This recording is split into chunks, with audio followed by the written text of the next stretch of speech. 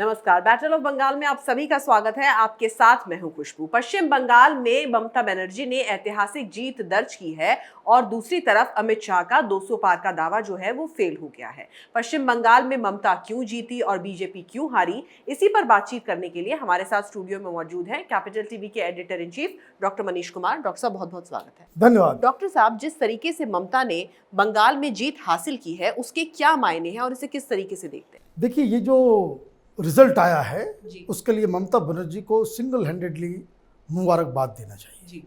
और बहुत ऐतिहासिक जीत है जी। और दूसरी तरफ भारतीय जनता पार्टी की बंगाल के अंदर ये हार है। कई सारे लोग ये कह रहे हैं कि भाई 3 सीट से उठ के 70-75 सीटें आ गई, ये कोई कम कमाल नहीं है। नहीं, हार और जीत इस चीज़ को लेकर के तय नहीं होगा कि पिछली बार आप कितनी सीट पे थे और इस बार कितनी आप लेकर के आए हैं। वहाँ हम लोग बंगाल में कई सप्ताह तक वहाँ ग्राउंड में घूम रहे थे जी। सब कुछ उनके फेवर में था। टोलाबाजी होती है। वहाँ पे सिंडिकेट काम करता है, सिंडिकेट काम करता है। वहाँ पे भ्रष्टाचार है, बहुत ही, इसको कह सकते हैं कि हिंदुस्तान में उतना भ्रष्ट सरकार नहीं है। वहां सारी चीजें जिसको कह सकते हैं कि थाली में परोस करके भारतीय जनता पार्टी को दिया गया, लेकिन भारतीय जनता पार्टी उसे खा नहीं सकी। इसको समझना जरूरी है। और हम लोगों ने भी जो ग्राउंड में जाकर के हम लोगों ने फील किया, इसको ऊपर लेकर के हम लगातार इस बात को कहते थे कि भारतीय जनता पार्टी 2/3 मेजोरिटी लेकर के आएगी। रिजल्ट बिल्कुल उल्टे हो गए। जो मीडिया हाउसेस जो भारतीय जनता पार्टी को जिता रहे थे वो तो जिता ही रहे थे, वो तो फेल हुए ही। वो मीडिया हाउसेस भी जो ममता बनर्जी को जिता रहे थे वो भी फेल हो गए। भाई, किसी एग्जिट पोल, किसी सर्वे ने 200 क्रॉस तो नहीं दिखाया। मेजॉरिटी दिखा रहे थे, ज्यादा से ज्यादा 170-80 के पास लोग लेकर के गए। किसी ने यह भी नहीं कहा कि भारतीय जनता पार्टी 70-75 पे जाके लटक जाएगी। जो ममता बनर्जी को जिता भी रहे थे वो भी भारतीय जनता पार्टी को 100 से ज्यादा 120, 130, 140 सीटें दे रहे थे। तो क्या हुआ? हमने अपने आखिरी वीडियो में कहा था कि वोटिंग इतना ज़्यादा है कि इसमें अदर इस पार होगा या उस पार होगा। ग्राउंड में हम लोग थे, लेकिन वो ग्राउंड से जो हम लोगों को जो फीडबैक मिला, रिजल्ट ठीक उससे उल्टा हो गया जी। यही ममता बनर्जी खेला होबे कह रही थी, जो यही खेल हुआ है। ये खेल जो हुआ है ये माइनॉरिटी वोट्स के कंसंट्रेशन का हुआ है और भारतीय जनता पार्टी जय श्री राम के नाम पे हिंदुओं को इकट्ठा नहीं कर सकी। इस वजह से ये रिजल्ट आया है। इसमें और कोई बात ही नहीं है। जो ये बात कही जा रही थी कि भाई मतुआ आपके साथ है, मतुआ कम्युनिटी ने आपको पूरी तरीके से साथ नहीं दिया। जो ये बात कही जा रही थी कि भाई दलित आपके साथ हैं, दलित आपके साथ पूरी तरीके से नहीं। वो छोटा छोटा चंक वो तृणमूल कांग्रेस में वो कट के वो जाता रहा और जो 30 से 35% जो मुस्लिम वोटर्स हैं वो एक मुश्त, जो पहले जो लगातार इस बात को मैं कहता था कि भाई वो कांग्रेस और वामपंथी भी उसका कुछ हिस्सा लेकर के जाएंगे, कांग्रेस और ये फुरफुरा शरीफ का पीरजादा और वामपंथी ये तो इंडिपेंडेंट से भी कम वोट लाए हैं। 4%, 5% पे ये सब लटक गए सारे लोग। इंडिपेंडेंट कैंडिडेट को 10% से ज्यादा वोट आ रहा है। तो इसका मतलब क्या हुआ? इसका मतलब ये हुआ कि जो मुस्लिम पॉपुलेशन था वो 30% के आसपास है। वो तो सेंसस बताता है। मैंने इस बात की चर्चा की थी कि अगर आप बंगाल जाएंगे आपको समझ में आएगा कि 30 नहीं, ये 40% के आसपास वहां पे मुस्लिम वोटर्स आज की तारीख में हैं। अगर 30 भी मान लेते हैं तो वोट कितने आ रहे हैं ममता बनर्जी को? पिछली बार 43-44% के आसपास ममता बनर्जी को वोट्स आए थे और 211 सीटें जीती थी। इस बार ये बढ़ के 49% चला गया। 49% ये चला गया। जब कोई भी पार्टी 49% वोट लेकर के आएगी तब तो वो स्वीप करेगी ही। ये 49% कहाँ का है ये वोट? तो ये 30% मुस्लिम वोटर्स, ये भारतीय जनता पार्टी बैठ के ये अपने मुगालते में रहे कि कांग्रेस पार्टी और फुरफुरा शरीफ और वामपंथी कुछ मुसलमानों का वोट काट के लेके चले जाएंगे, वो हुआ नहीं। आप देखिए किस तरह का हाल हुआ है। तो ये जो पूरा का पूरा जो मुस्लिम वोटर्स जो हैं वो 30% एक मुश्त पहुंचा ममता बनर्जी को, और बाकी बचे 70% में जो 20% के आसपास, 18% के आसपास हिंदुओं ने वोट दिया है। खेल खत्म हो गया इसका। खेल जिसको कहते हैं कि खेला, वो खेला खत्म। 49% वर्सेस, और बीजेपी की सीट अगर आप देखें कि बीजेपी जो पिछली बार 40-42% वोट लेकर के आई थी लोकसभा के अंदर, वो घट के 36% हो गया। तो मेरे हिसाब से तो 70-75 सीटें जो आ रही है वो बस उन्हीं इलाकों में आ रही हैं जहां मुस्लिम्स 10-12% से कम हैं, जहां 5% है, 7% है, 6% मुस्लिम्स हैं, जहां कोई इंपैक्ट नहीं है। लेकिन जैसे ये 13%, 14% के ऊपर मुस्लिम्स जा रहे हैं, वहां ममता बनर्जी को पूरा एक मुश्त वोट मिल रहा है। जैसे हम लोग नंदीग्राम भी गए, नंदीग्राम में कोई भी रिपोर्टर, कोई भी आदमी, इवन ममता का सपोर्टर नहीं कह रहा था कि ममता बनर्जी जीतेगी, लेकिन वहां पे वो 30% से ज्यादा वहां पे मुस्लिम वोटर्स थे, 1200 वोट से वो जीत गई।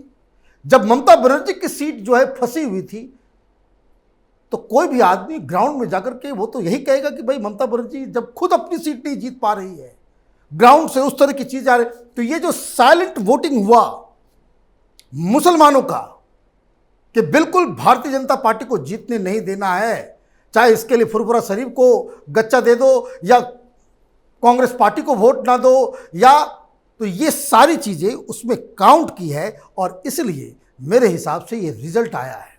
डॉक्टर साहब, इस मिस कैलकुलेशन की वजह क्या है? क्या इसकी वजह प्रधानमंत्री मोदी हैं, अमित शाह हैं, या फिर वहां के स्थानीय लीडर्स हैं? देखिए, ये जो बीजेपी हारी है, वहां के स्थानीय लीडर का कोई दोष नहीं है इसमें, क्योंकि भारतीय जनता पार्टी को एक पता नहीं क्यों ऐसा इन लोगों को लगता है कि भाई प्रधानमंत्री मोदी का चेहरा दिखा दो वो चुनाव जीत जाएंगे। ऐसा होता नहीं है। बैटल ऑफ बंगाल जब हम लोगों ने शुरू किया था, शुरू के एपिसोड्स में हमने इस बात को बहुत ही कायदे से कहा था कि ममता बनर्जी के सामने आपको एक फेस रखना पड़ेगा। भारतीय जनता पार्टी की सबसे बड़ी चूक यही हुई कि आप हर जगह मोदी मुख्यमंत्री थोड़ी बनेंगे वहां पे, और आप किसी लीडर्स को वहां पे आप पनप नहीं देते हैं, वहां पे संगठन को आप बिल्कुल ही इतना ज्यादा मैकेनाइज्ड कर देते हैं। ये पूरा का पूरा इलेक्शन अमित शाह के नेतृत्व में लड़ा जा रहा था। अब आप देखिए, एक जगह बीजेपी जीती है, कहां जीती है? वहां पे भी 30% के आसपास वोटर्स हैं मुस्लिम्स, असम के अंदर। क्यों जीतते हैं? क्योंकि उनके पास वहां पर चेहरा है, वहां पे बाकायदा हेमंत बिस्व शर्मा और सोनोवाल के पास वो पावर है कि वो अपने हिसाब से कैंडिडेट तय करते हैं, अपने हिसाब से सारा कुछ करते हैं। वो सिर्फ और सिर्फ दिल्ली से वो एक इसको कह सकते हैं कि बस रिकमेंडेशन करवाते हैं, अदरवाइज जो फाइनल डिसीजन लेने का जो पावर है वो वहां के स्थानीय लीडर के पास है। बंगाल में ये स्थिति नहीं थी। बंगाल में 18 एमपीज थे, उन एमपीज को मालूम ही नहीं कि उनके साथ कंस्टिट्यूएंसी में किसको किसको टिकट दिया जाएगा, किसको नहीं दिया जाएगा। तो ये आपका एक बड़ा प्रॉब्लम ये रहा कि आपने दिल्ली से सारी चीज़ों को कंट्रोल किया, और इस वजह से बहुत बड़ा नुकसान ये भी हुआ कि कई सारे लोग ये सवाल पूछने लगे, भाई तृणमूल के ही सारे लोगों को आपने टिकट दे दिया, भाई उन्हें लाने की क्या जरूरत थी? और वो जो आरोप आप लगा रहे हैं वैसे वैसे लोग वहां पे आ रहे, तो एक जो है डिस्कंटेंट, भाई ये तृणमूल बी पार्टी है तो भाई ओरिजिनल को ही क्यों ना दे दे। और दूसरा जो सबसे बड़ा प्रॉब्लम रहा कि आप अपने इसको कह सकते हैं कि मिशनरी के ऊपर ओवर कॉन्फिडेंस की वजह से आपने वहां के लोकल चेहरे को सामने आने नहीं दिया। और इसमें एक बात और आपको मैं बता दूं कि अगर सौरभ गांगुली को ये लोग सामने लेकर के आए होते तो आज रिजल्ट बिल्कुल उल्टा होता। वो इसलिए होता, लेकिन देखिए ममता बनर्जी तो ममता बनर्जी है। प्रधानमंत्री मोदी की रैली होने वाली थी कहाँ? परेड ग्राउंड में जी। और वहां लोकल चैनल में खबर चल गई कि भाई मिथुन चक्रवर्ती भी आ रहे हैं, सौरभ गांगुली भी आ रहे हैं। ममता बनर्जी ने सीधे सौरभ गांगुली की वाइफ को फोन करके ये धमकाया कि ये खबर क्या चल रही है, मुझे जरा बात करवाओ। सौरभ गांगुली को फिर फोन दिया गया उसकी वाइफ के द्वारा। उसने फिर, अब ममता बनर्जी पूछ रही है अब क्या बोलेगा आदमी। उसने कहा मैं नहीं जा रहा। और उसके बाद ये मसला खत्म हुआ। अगर सौरभ गांगुली भी स्टेज पे होते, आपने मिथुन चक्रवर्ती को तो लेकर के आए, लेकिन मिथुन चक्रवर्ती का इस्तेमाल क्या किया आपने? किस तरह से आपने इस्तेमाल? दिक्कत यह है कि कुछ लोग भारतीय जनता पार्टी में, उनको लगता है कि आप बहुत सारी गड़बड़ियां हैं। या आगे आने वाले एपिसोड में हम बताएंगे इसको कि किस तरह से टिकट डिस्ट्रीब्यूशन में वहां पे बिल्कुल उसको क्या कह सकते हैं कि बहुत ही ज्यादा उल्टा पुल्टा काम हुआ है जी। तो टिकट डिस्ट्रीब्यूशन तो एक प्रॉब्लम था ही, लेकिन ओवरऑल अगर आप लार्ज स्केल पे देखें, आपके पास ममता बनर्जी के खिलाफ कोई चेहरा नहीं है। ठीक वैसे ही जैसे दिल्ली में आपके पास कोई चेहरा नहीं है। अमित शाह, मोदी वो कैंपेन कर सकते हैं, वहां के स्थानीय चीफ मिनिस्टर का वो चेहरा नहीं बन सकते। आप यही काम प्रधानमंत्री, जिस तरह से ग्राउंड स्वेलिंग था भारतीय जनता पार्टी के फेवर में, लोकसभा में अगर ऐसा होगा, क्योंकि प्रधानमंत्री बनने के लिए है, तो वहां की कम से कम 35 सीट भारतीय जनता पार्टी जीत जाएगी। इस तरह का ग्राउंड बना हुआ था। लेकिन विधानसभा के लिए आपको तो सामने लेकर के आना होगा। और दूसरा, मैं बार बार इस बात को कहता आ रहा था कि बंगाली वो जाते हैं पावरफुल के साथ, ये उनका इतिहास रहा है। आप जमीन पे तृणमूल के गुंडों के साथ टिक नहीं पाए, इसलिए हार हुई है। इसलिए लोगों को आपके ऊपर कॉन्फिडेंस नहीं आया। और तो और मैं आपको बता दूं, ये खबर डिस्टर्बिंग है। ये खेला होबे जो हो रहा था, ममता बनर्जी का खेला अब शुरू हो गया है। दो जगह से खबरें आ रही हैं। एक, कलकत्ता पाक सीट से 7 किलोमीटर दूर जगह है बेलाघाटा, वहां वॉयलेंस शुरू हो गया है। वहां बीजेपी के कार्यकर्ताओं को पकड़ पकड़ के पीटा जा रहा है, मीडिया को घुसने नहीं दिया जा रहा। एक जगह है आरामबाग, वहां की तो तस्वीरें भी आ गई है, भारतीय जनता पार्टी के दफ्तर को आग लगा दिया गया है। तो ये खेल होगा। अब इसका जवाब क्या है, कहां चूक हुई? ये तो देखिए, इसमें कोई लाग लपेट नहीं है। ममता बनर्जी जीती है, प्रधानमंत्री मोदी और अमित शाह हारे हैं, इसमें कोई डाउट ही नहीं होना चाहिए किसी को। और दूसरी बात, आप अगर दोनों ही काम करेंगे, आपके पास भ्रष्टाचार साबित करने के लिए अनूप मांझी, अभिषेक बनर्जी, उसके खिलाफ सबूतों का जखीरा है। इतने सारे सबूत आपके पास है, अरेस्ट करने में क्या दिक्कत था? आप हाफ हार्टेडली अटैक करेंगे, हाफ हार्टेडली एक्शन लेंगे, जनता को पसंद नहीं है ये। अगर आप आरोप लगाते हैं कि भाई कोयला चोरी हो रही है, अगर आप आरोप लगाते हैं कि भाई वहां पे चावल की चोरी हो गई, आप आरोप लगाते हैं कि वहां पे भ्रष्टाचार हो गया, केंद्र की योजनाओं का पैसा तृणमूल के गुंडे खा गए, तो आपको एक्शन लेने में कौन रोक रहा है? अगर आप एक्शन नहीं लेंगे, राजनीतिक जो कह सकते हैं पॉलिटिकली करेक्ट होने की कोशिश करेंगे, तो यही हाल होगा।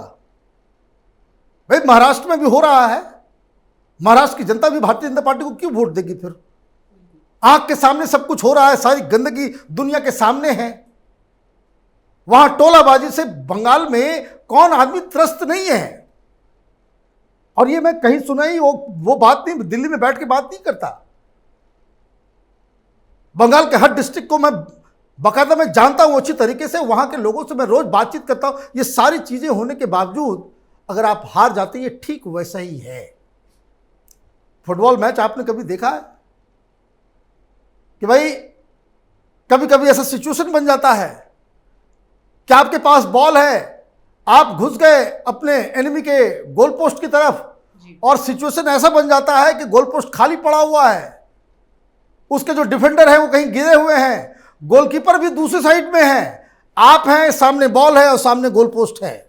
फिर भी बहुत बड़े बड़े खिलाड़ी इतना जोर से बॉल को मारते हैं कि बॉल जो है सब जगह जाती है लेकिन गोल पोस्ट के अंदर नहीं घुसती, गोल पोस्ट के बाहर चला जाता है। बीजेपी ने यही काम किया है, सब कुछ बना हुआ था, सब कुछ रखा हुआ था, उसके बाद ज़्यादा अक्लमंदी, ओवर कॉन्फिडेंस और वेरी बैड प्लानिंग की वजह से भारतीय जनता पार्टी, प्रधानमंत्री मोदी, अमित शाह, ये सब एक साथ इस हार के लिए जिम्मेदार बन गए। जी डॉक्टर साहब, बहुत बहुत शुक्रिया तमाम जानकारी के लिए। धन्यवाद। तो इसमें कोई शक नहीं कि बंगाल में बीजेपी ने हार्ड वर्क तो बहुत किया लेकिन स्मार्ट वर्क में उनकी कमी रह गई। ममता बनर्जी वो बंगाली बेटी हैं जो पिछले 10 सालों से बंगाल पर राज कर रही हैं। उनके सामने बीजेपी को एक सशक्त, पावरफुल बंगाली बेटी या फिर बंगाली बेटे का चेहरा उतारना चाहिए था, लेकिन उन्होंने ऐसा नहीं किया और उनकी इस एक गलती ने सारा का सारा गेम जो है वो बिगाड़ दिया। अगर आपको हमारा वीडियो पसंद आया तो इसे लाइक करें, शेयर करें और कैपिटल टीवी को सब्सक्राइब करें। नमस्कार।